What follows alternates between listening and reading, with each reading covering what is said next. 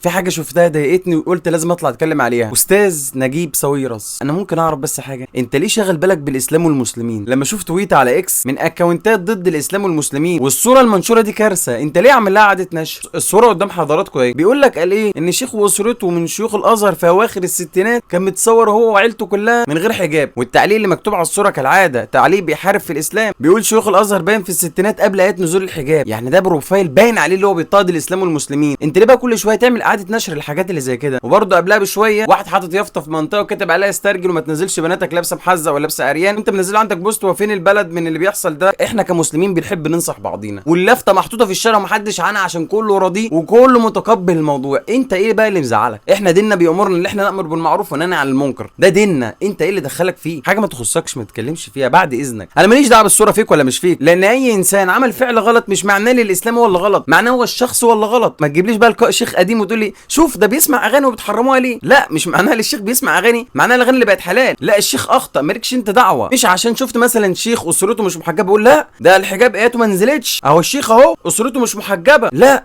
معناه الشيخ هو اللي غلط. الصح صح حتى لو يعمله واحد بس، والغلط غلط حتى لو البشريه كلها تعمله، هيفضل طول عمره غلط. فيا ريت تخليك في حالك بس.